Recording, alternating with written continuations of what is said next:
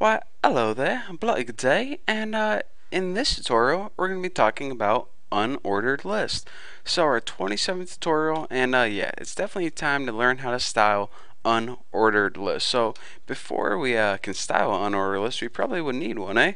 So let's go ahead and make an unordered list, end it right there, and add some list items in here. And yep, definitely messed that up, so just undo that. Wow, I'm messing like this whole thing up. There we go, Bucky. You get it. And okay, let's concentrate here. Enough gagging around. Li. Time to add some list items. So the first item would be like apple.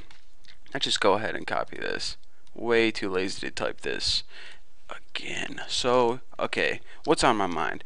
Apple. I guess we can make this a list of food that I like. Apple pie and dumplings because they sound funny and they taste good. Not a bad combination.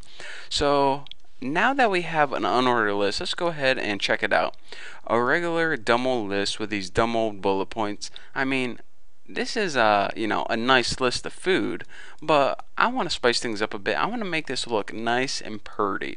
So the first thing that you might be thinking is, alright Bucky, the first thing that we need to do is either change these little bullets or get rid of them altogether, because I mean this is old school. Just regular bullet holes, I don't think so. So let's go ahead and learn how to change our bullet points, and in order to do that, go ahead and write your UL is the element, and the property in order to change this is called list minus style minus type. Now this has a bunch of not default, but it has a bunch of built-in things. I can only remember like 3 off the top of my head. Let's see if I can remember them. Square is one. Now if we go ahead and refresh this, check it out. Our bullet holes turn to squares. That's probably really hard to see on YouTube, but I assure you they are squares. Let's go ahead and make something that's a little easier. Circle, I know, is one. That might be a little easier to see. Circle. See, now you can see that instead of those filled in bullet holes, they're now nice, elegant looking empty circles. So that's pretty cool. And actually, I just thought of another one.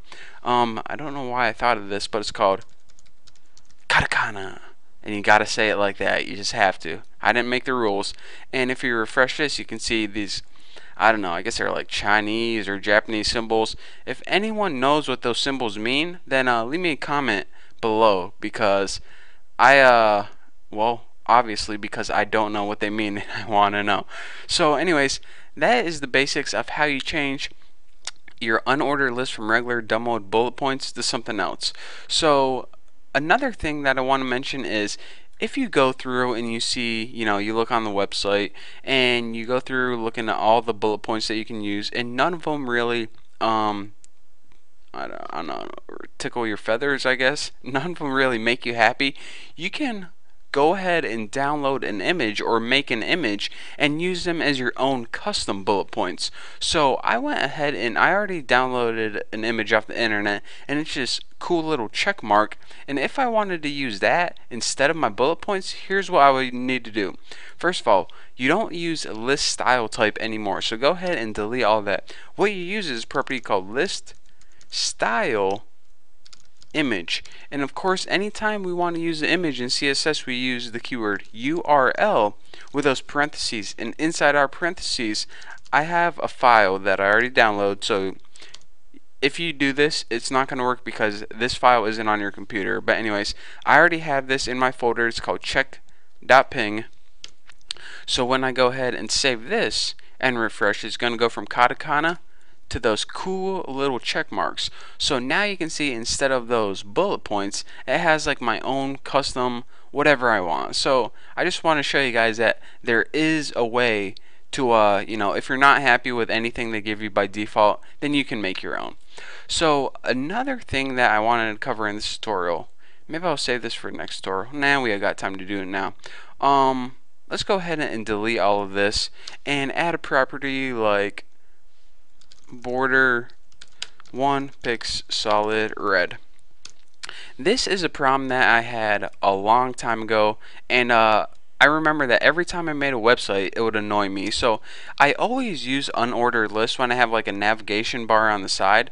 And the first thing I want to do is this.